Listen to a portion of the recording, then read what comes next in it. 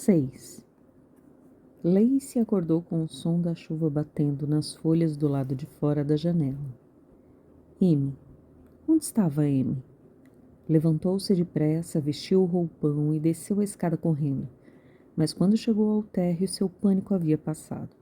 Com certeza a menina simplesmente saíra da cama para procurar algo para comer, assistir a TV ou andar pelo prédio. Lacey a encontrou sentada à mesa da cozinha, ainda de pijama, enfiando garfadas de waffle na boca.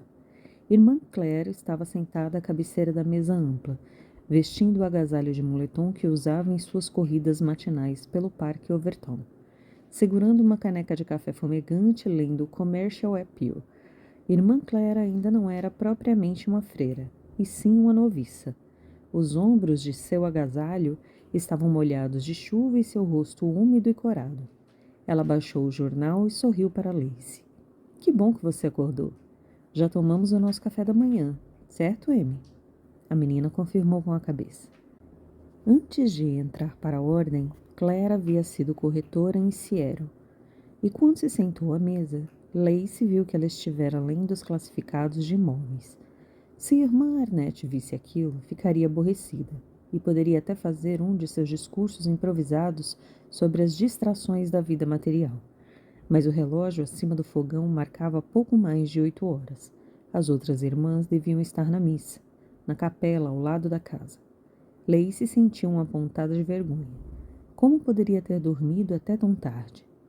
Fui à missa cedo, disse Claire, como se respondesse aos seus pensamentos.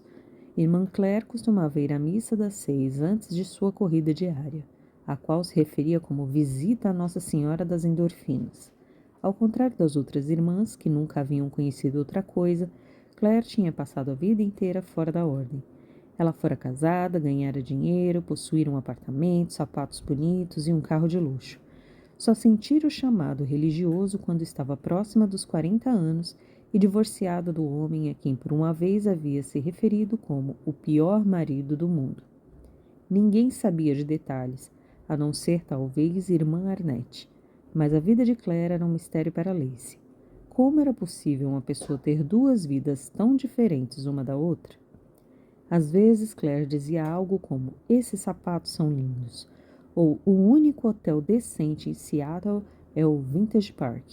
E por um momento todas as irmãs caíam num silêncio perplexo, que era em parte desaprovação e em parte inveja.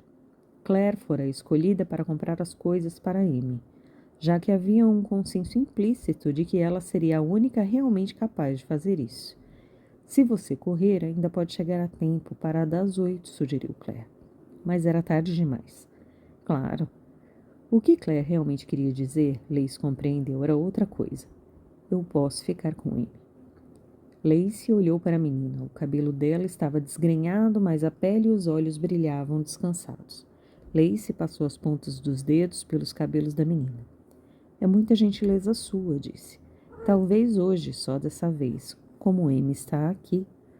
Nem precisa dizer mais nada, incentivou a irmã Claire, e brincando levantou a mão como um guarda de trânsito em sinal de pare. Eu dou cobertura. O restante do dia foi sendo montado na mente de Lacey sentada à mesa. Lembrou-se do plano de ir ao zoológico. A que horas ele abria? E a chuva? Seria melhor sair de casa antes que as outras irmãs voltassem, pensou. Não só porque elas ficariam questionando porque ela ainda não tinha ido à missa, mas também porque poderiam começar a fazer perguntas sobre Amy. A mentira havia funcionado até agora, mas Lacey sentia sua fragilidade como um piso de tábuas podres sob seus pés. Quando Amy terminou de comer os waffles e tomar um copo grande de leite, Lacey levou-a de volta para cima e a ajudou a vestir rapidamente a roupa. Uma calça jeans engomada de tão nova e uma blusinha com a palavra atrevida estampada com purpurina na frente. Só a irmã Claire teria coragem de escolher algo assim. Irmã Annette não gostaria nem um pouco da blusa. Se a visse, provavelmente iria suspirar e balançar a cabeça, azedando o ambiente. Mas Lacey sabia que era perfeita exatamente o tipo de coisa que uma menininha gostaria de usar. O brilho da roupa a tornava especial. E, sem dúvida, era isso que Deus queria que dessem a uma criança como Amy. Um pouco de felicidade, ainda que pequena. No banheiro, limpou a geleia das bochechas da menina e escovou seu cabelo. Depois se vestiu como de costume, com a saia cinza preguiada, a blusa branca e o véu. A chuva havia parado e um sol morno surgia sem pressa no pátio lá fora. O dia seria quente, supôs Lacey. Uma onda de calor vinda do sul, depois da frente fria que havia trazido a chuva na noite anterior. Havia algum dinheiro, o bastante para os ingressos e um pequeno lanche, e poderiam ir a pé, até o zoológico. Quando saíram, o dia havia começado a esquentar e o ar tinha um cheiro doce de grama molhada. Os sinos da igreja badalaram as horas. A missa terminaria a qualquer momento. Lacey e Amy passaram rapidamente pelo portão do jardim, sentindo o aroma ácido das ervas que começavam a florescer. O alecrim, o estragão e o manjericão que a irmã Louise cultivava com tanto carinho. E foram andando até o parque, aonde as pessoas já chegavam para aproveitar o sol do primeiro dia de primavera. Jovens trazendo cachorros e frisbees, gente se exercitando, família disputando churrasqueiras e mesas à sombra. O zoológico ficava na parte norte do parque, flanqueado por uma avenida larga que dividia o bairro em áreas bastante distintas. Do outro lado da avenida, as casas, amplas com gramados impecáveis, davam lugar a casebres com varandas arrebentadas e carros caindo aos pedaços em quintais cheios de entulho. Rapazes andavam de um lado para o outro da rua como pombos, empoleirando-se numa ou noutra esquina por alguns instantes, e depois seguindo adiante, envoltos num torpor vadio e vagamente agourento. Lacey gostaria de se sentir mais confortável em relação ao bairro, mas os negros que viviam ali eram diferentes dela, que nunca fora pobre, pelo menos não daquele jeito. Em Serra Leoa, seu pai trabalhava no ministério e sua mãe tinha um motorista à disposição para levá-la às compras em Freetown e aos jogos de polo no clube. O próprio presidente da República havia dançado uma valsa com ela em uma festa. Ao chegarem perto do zoológico, o ar mudou, cheirando a amendoim e animais. Uma pequena fila já havia se formado junto à entrada. Lacey comprou os ingressos, contando cada moeda do troco. Depois pegou a mão de Amy de novo e a levou pela roleta. A menina havia trazido sua mochila com o coelho Peter dentro. Quando Lacey sugerira que ela poderia deixá-la, viu rapidamente nos olhos da garota que isso estava fora de questão. A mochila não era algo que Amy poderia deixar para trás. — O que você quer ver? Perguntou Lacey. Perto da entrada, encontraram um quiosque, um grande mapa dividido em cores que indicavam os diferentes habitats e espécies. Um casal o examinava. O homem com uma máquina fotográfica pendurada no pescoço. A mulher empurrando suavemente um carrinho para trás e para frente. O bebê dormia, afogado em tecidos cor-de-rosa. A mulher olhou para Lacey e a observou por um momento com um olhar de suspeita. O que uma freira negra estaria fazendo com uma menina branca? Mas então sorriu, um pouco forçadamente, um sorriso de desculpas de retratação, e o casal seguiu seu caminho. Amy olhou para o mapa. Lacey imaginou se ela sabia ler, mas havia figuras ao lado das palavras. Não sei, ela disse. Os ursos? De que tipo? A menina pensou por um momento, os olhos examinando as figuras. Os ursos polares, disse. Um brilho surgiu nos olhos da menina enquanto ela falava. A ideia do zoológico de ver os animais era algo que as duas compartilhavam agora. Era exatamente como Lacey havia esperado. Enquanto estavam ali paradas, mais pessoas tinham passado pelo portão, e de repente o zoológico estava formigando de visitantes. E também as zebras, os elefantes e os macacos. Maravilha, disse Lacey, sorriu. Vamos ver todos eles. Compraram um saco de amendoins em um quiosque e começaram o passeio mergulhando na intensidade de sons e cheiros do lugar. Ao se aproximarem do tanque dos ursos polares, ouviram barulho de água, risos e gritinhos divertidos de susto, uma mistura de vozes jovens e velhas. Amy, que estivera segurando a mão de Lacey, soltou-a de repente e saiu correndo. Lacey se esgueirou por entre as pessoas que haviam se juntado para ver os ursos e encontrou Amy, com o rosto praticamente colado ao vidro que mostrava a parte do tanque que ficava sob a água. Uma visão curiosa no calor de Mênfis. Pedras pintadas de branco para parecerem icebergs e muita água de um azul ártico. 3 ursos se esquentavam ao sol, esparramados como tapetes gigantescos, juntos a uma lareira. O outro nadava enquanto Amy e Lacey olhavam. Ele nadou até elas e, totalmente submerso, bateu com o focinho no vidro. As pessoas em volta ficaram boquiabertas. Uma onda de prazer e medo desceu como um choque elétrico pela coluna de Lacey, irradiando-se até os pés e as pontas dos dedos. Amy estendeu a mão e tocou o vidro suado, a centímetros do rosto do urso. O urso abriu a boca, mostrando a língua rosada.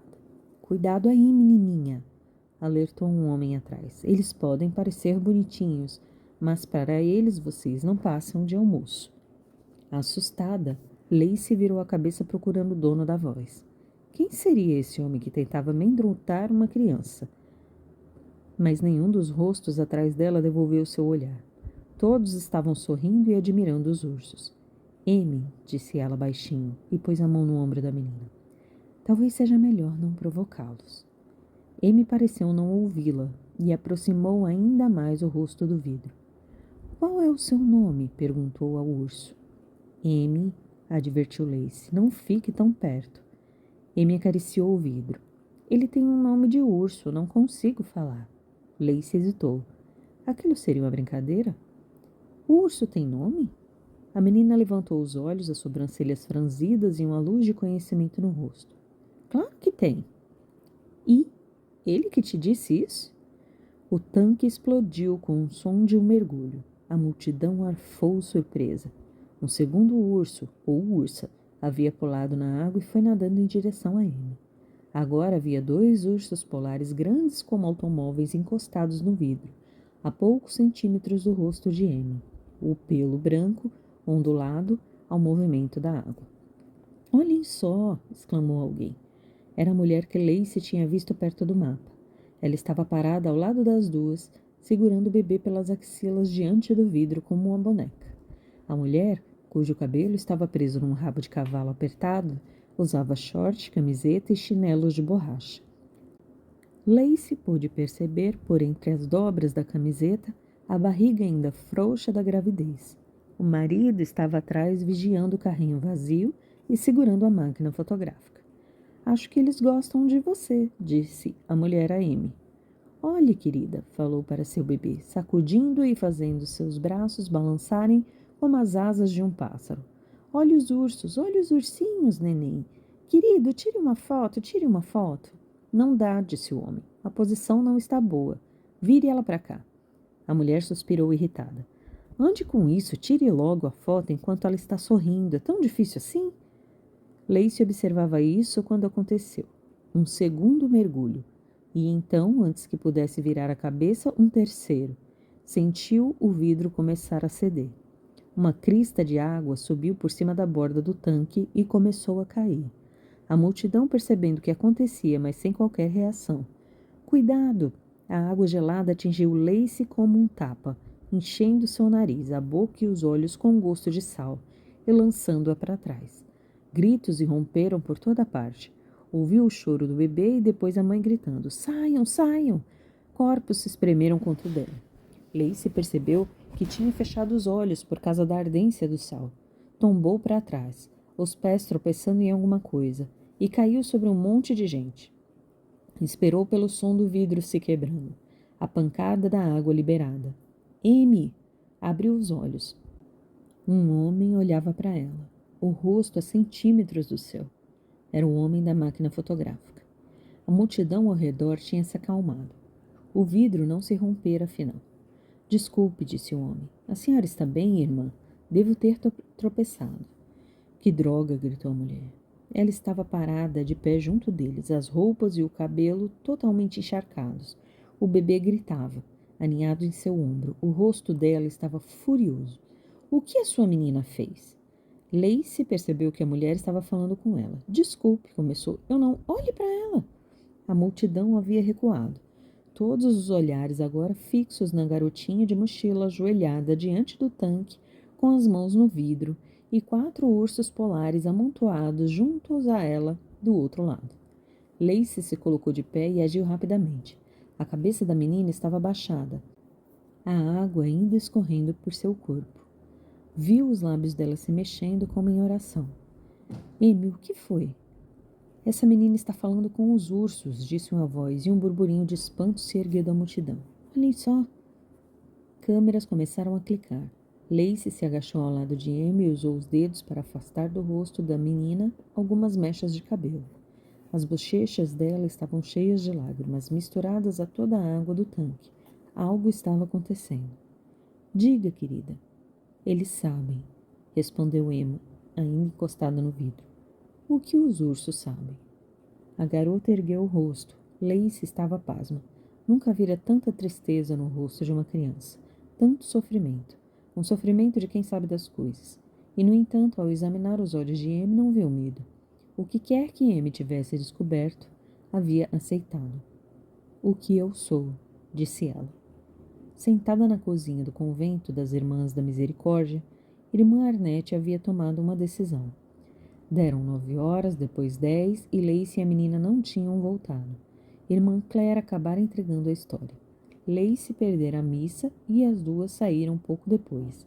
A menina com a mochila tinha escutado as duas saírem e observado pela janela enquanto passavam pelo portão dos fundos e seguiam em direção ao parque. Lacey estava aprontando alguma coisa. Arnette deveria ter percebido antes. A história da garota não fazia sentido. Ela soubera na hora, ou se não soubera, certamente havia pressentido alguma coisa. Um fio de suspeita que crescera durante a noite até se tornar a certeza de que algo estava errado. Como a senhorita Clayville e Madeline, irmã Arnette, sabia. E agora, exatamente como a história, uma menininha havia sumido. Nenhuma das outras irmãs conhecia a verdade sobre Lacey. Nem Arnette soubera toda a história, até que a Madre Superiora lhe mandasse o relatório psiquiátrico. Arnette se lembrou de ter ouvido algo a respeito no noticiário muitos anos antes, mas aquele não era o tipo de coisa que acontecia com frequência, principalmente na África. Aqueles países pequenos e medonhos onde a vida não parecia significar nada, onde a vontade de Deus era mais estranha e incompreensível que em qualquer outra parte, era de partir o coração, de causar horror, mas a mente só podia reter uma quantidade limitada de histórias assim, e Arnette havia se esquecido totalmente disso. Agora ali estava Lacey sob seus cuidados, sem que ninguém mais soubesse a verdade. Lacey, ela tinha que admitir, era uma freira exemplar em quase todos os aspectos, ainda que um pouco retraída, talvez. Um pouquinho mística demais em sua devoção.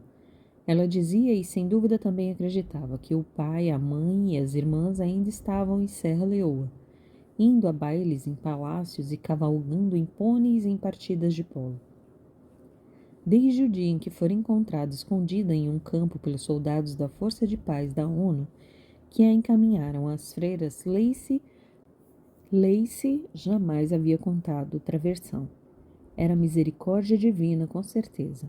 A misericórdia de Deus protegendo-a da lembrança do que havia acontecido. Porque depois de matarem sua família, os guerrilheiros não foram simplesmente embora. Fizeram o que bem entenderam com Lacey no campo por horas e horas. E a garotinha que deixaram para trás pensando que estivesse morta, podia mesmo estar, se Deus não a tivesse protegido, apagando os acontecimentos da sua mente. O fato de ele ter optado por não levá-la naquele dia era uma expressão de sua vontade, e Arnette não a questionava. Esse conhecimento, a preocupação que vinha com ele, era um fardo que tinha de suportar em silêncio. Mas agora havia a menina Amy, muito educada, quieta como um camundongo. Mas não havia algo muito estranho naquilo tudo? Algo completamente inacreditável? Agora que pensava nisso, a explicação de Lacey fazia menos sentido ainda. Ela, amiga da mãe da menina. Impossível. A não ser que, para ir à missa, Lacey não põe os pés para fora dali. Arnette não podia imaginar como teria feito contato com uma mulher, quanto mais uma mulher que lhe confiasse a filha. Não havia explicação. A história era mentira, e agora as duas haviam sumido. Sentada na cozinha às 10h30 da manhã, irmã Annette soube o que deveria fazer. Mas o que diria? Por onde começar? Por Amy? Nenhuma das outras freiras parecia saber de nada. A garota havia chegado quando Lacey estava sozinha em casa, como acontecia com frequência. Arnett havia tentado instigá-la diversas vezes a sair, passar o dia com elas na cozinha comunitária, ou ir ao supermercado ou qualquer outro lugar, mas Lacey sempre recusava.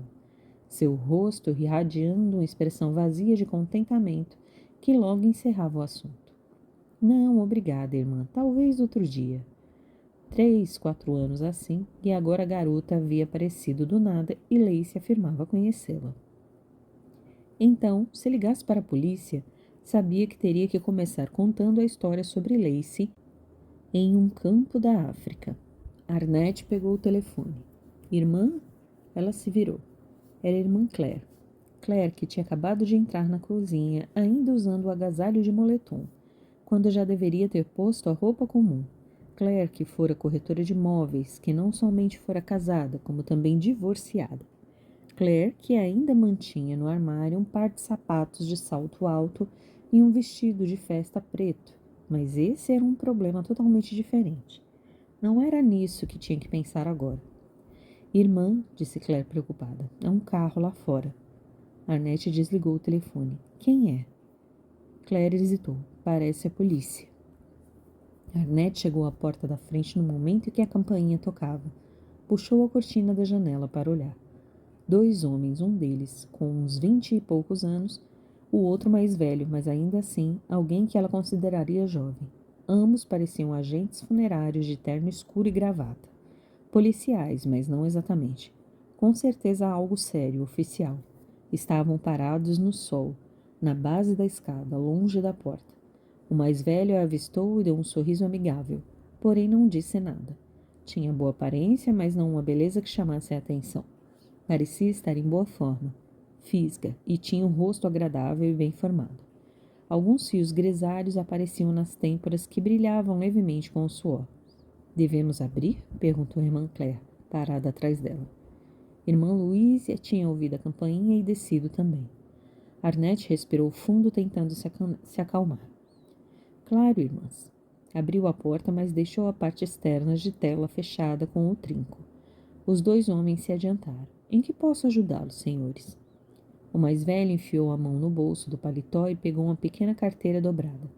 Abriu-a e, no relance, ela viu a sigla FBI. Irmã, sou o agente especial Wolgast. Esse é o agente especial Doyle. Num instante, a carteira havia sumido novamente, nas entranhas do paletó. Ela viu um corte no queixo do homem. Ele devia ter se cortado ao se barbear. Desculpe incomodá-la numa manhã de sábado. É a respeito de Amy, disse Arnett. Não podia explicar, mas as palavras simplesmente pularam da sua boca, como um homem, de algum modo, a tivesse obrigado a falar. Quando ele não respondeu, ela continuou. É isso, não é? Estão aqui por causa de Amy. O agente mais velho, seu nome já lhe fugira à memória, olhou para a irmã Louise atrás de Arnett com um sorriso rápido e tranquilizador, antes de voltar novamente a olhar para Arnett. Sim, senhora, isso mesmo. É a respeito de Amy. Será que poderíamos entrar? Gostaríamos de lhes fazer algumas perguntas. E no instante seguinte estavam na sala do convento das Irmãs da Misericórdia, 2 homens grandes de terno escuro, cheirando a suor masculino. Sua presença enorme pareceu mudar a atmosfera da sala, tornando-a menor, a não ser por algum profissional fazendo concertos ou uma visita do padre Fagan, da reitoria. Nenhum outro homem jamais entrava na casa. Desculpe-me, senhores, disse Arnett, mas poderiam dizer seus nomes de novo? Claro, mas com um sorriso confiante, agradável. Até agora, o mais novo não havia aberto a boca. Sou o agente Wolfgast e este é o agente Doyle. Ele olhou ao redor. Então, Amy está aqui? E o que os senhores querem com ela? Irmã Claire interveio. Infelizmente, não posso dizer tudo às senhoras para sua própria segurança, mas devem saber que Amy é uma testemunha federal. Estamos aqui para colocá-la sob proteção. Proteção federal. O peito de Arnett se apertou de pânico. Era pior do que havia pensado. Proteção federal. Como naqueles seriados da TV. Aqui ela não gostava de assistir, mas que às vezes via porque as outras irmãs queriam. O que Lacey fez? As sobrancelhas do agente se ergueram com interesse. Lacey? Ele estava tentando fingir que sabia, abrir espaço para que ela falasse, de modo a extrair informações. Arnett poderia ver isso claramente, mas foi exatamente isso que ela fizera. Tinha dado a eles o nome de Lacey. Ninguém dissera nada sobre Lacey, a não ser Arnett. Pôde sentir a pressão do silêncio das outras irmãs atrás dela.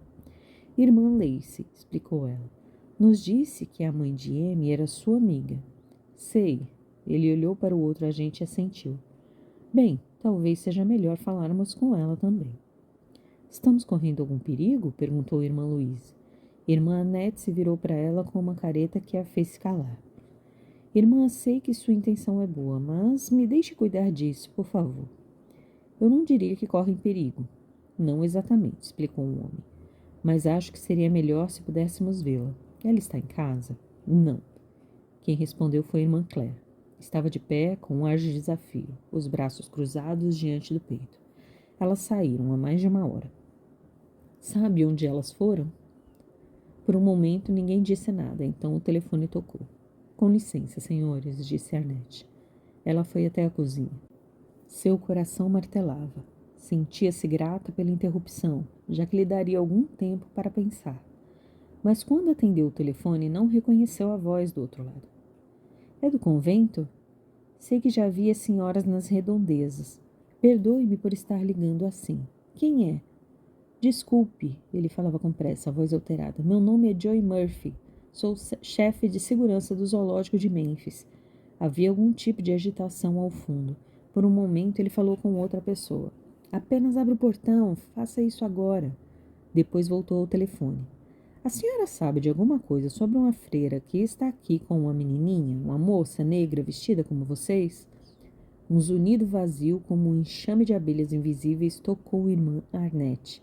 Numa manhã perfeitamente agradável, algo havia acontecido, algo terrível. A porta da cozinha se abriu e os agentes entraram, seguidos pelas irmãs Claire e Louise. Todos estavam olhando para ela. Sim, sim, eu a conheço. Arnett se esforçava para manter a voz baixa, mas sabia que era inútil. O que houve? O que está acontecendo? O som ficou abafado. O homem do zoológico havia tapado o fone.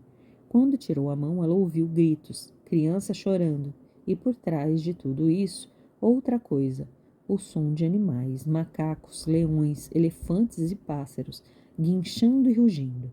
Annette levou um momento para perceber que não estava ouvindo aqueles sons apenas pelo telefone. Eles também vinham pela janela, atravessando o parque e entrando na cozinha. O que está acontecendo? Implorou. É melhor vir até aqui, irmã, respondeu o homem. É a coisa mais espantosa que eu já vi. Lacey corria quase sem fôlego, encharcada até os ossos. Ela agora tinha Amy no colo, as pernas da menina apertadas com força ao redor da sua cintura. As duas perdidas no labirinto de caminhos do zoológico. A menina chorava, abraçando a blusa de Lacey. O que eu sou, dizia, o que eu sou. Outras pessoas também corriam. Haviam começado com ursos, cujos movimentos foram ficando mais e mais frenéticos, até que Lacey empurrou Amy para longe do vidro. Em seguida, atrás delas, os leões marinhos começaram a entrar e a sair da água numa fúria maníaca. Logo depois, enquanto elas corriam em direção ao centro do zoológico, foi a vez das gazelas, zebras, ocapins e girafas irromperem em círculos loucos, correndo e se lançando contra as cercas. Amy estava causando isso. Lacey sabia. Aquilo tudo tinha algo a ver com ele. O que quer que houvesse acontecido com os ursos polares estava se repetindo com tudo agora.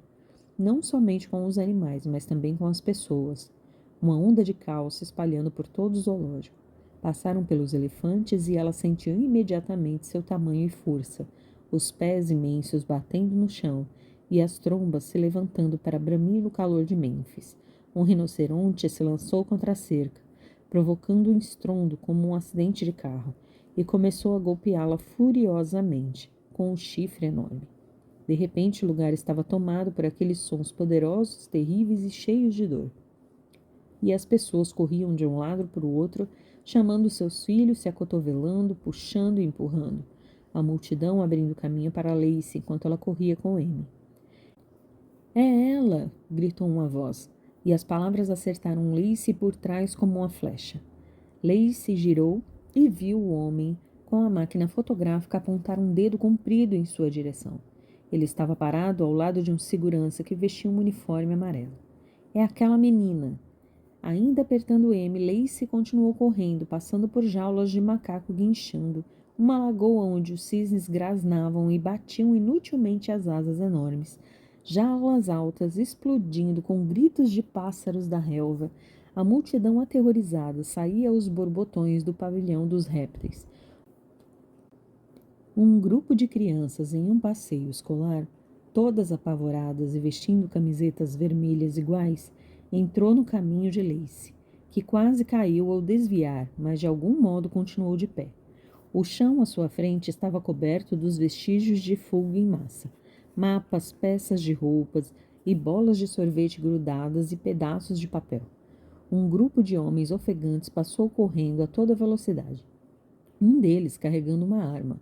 Em algum lugar, alguma voz anunciava com calma, quase robótica: "O zoológico está fechado.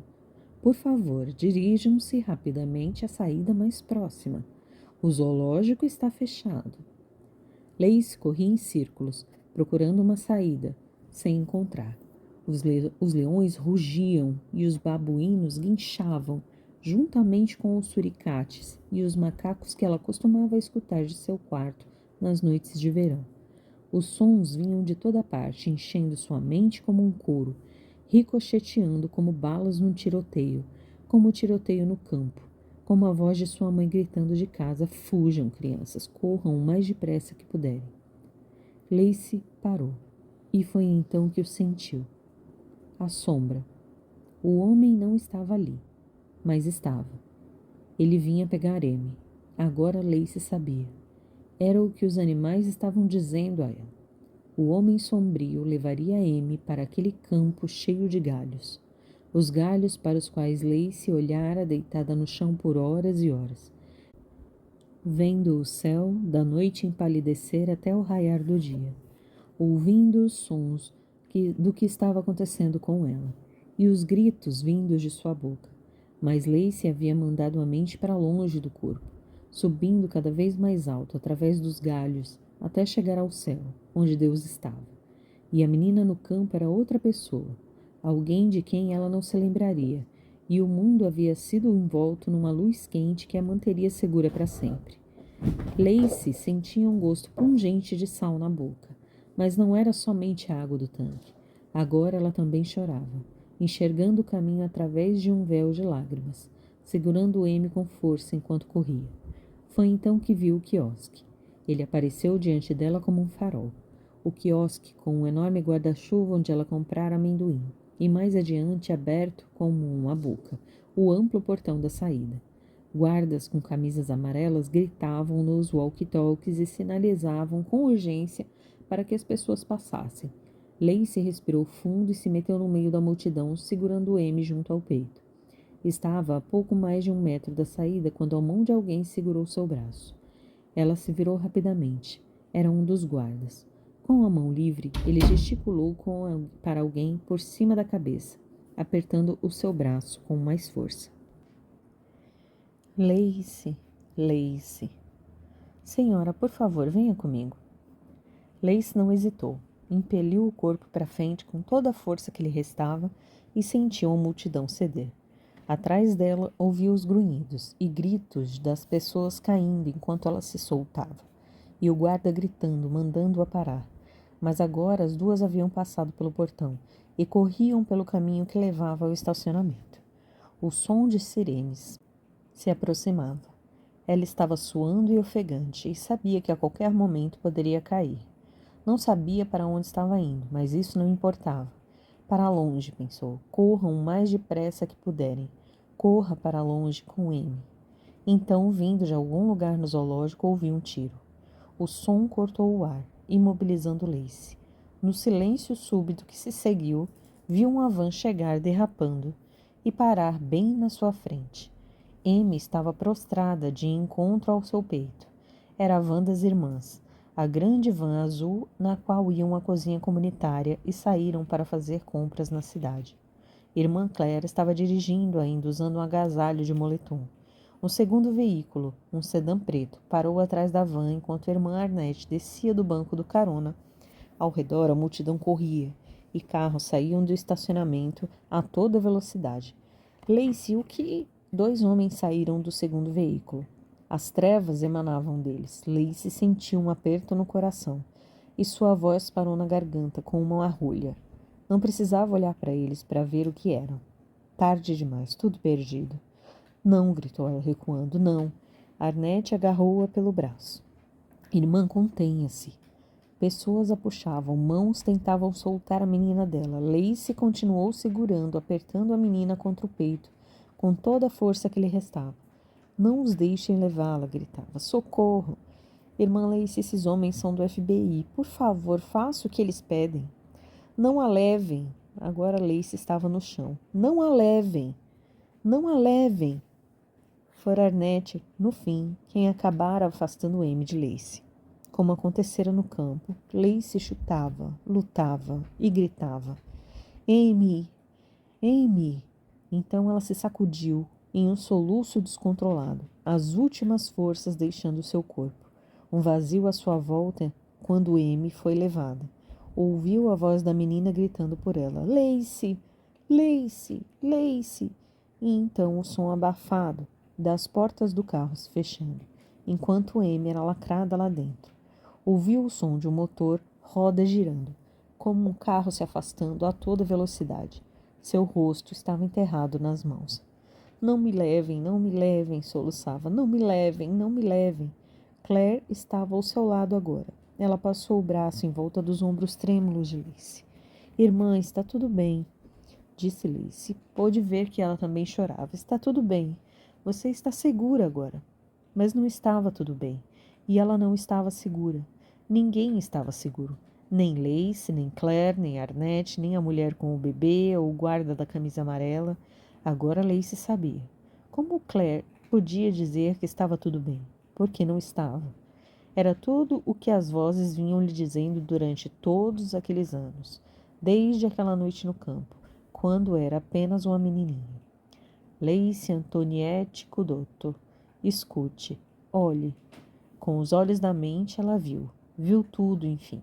Os exércitos passando, as chamas da batalha, as sepulturas, os poços e os gritos agonizantes de milhões de almas. A escuridão se espalhando como uma asa negra sobre a terra. As últimas horas amargas de crueldade e tristeza. As terríveis lutas, finais, o grande domínio da morte sobre tudo. E finalmente as cidades vazias, inertes no silêncio de um século. Tudo isso se aproximava. Lacey chorou e chorou mais, porque sentada ali naquele meio-fio em Memphis, no Tennessee, viu Amy também, sua Amy, que ela não conseguira salvar. Como não poderia salvar a si mesma? Amy, mobilizada no tempo e sem um nome, vagando para sempre no mundo esquecido e sem luz, sozinha e sem voz, a não ser para dizer: o que eu sou, o que eu sou, o que eu sou.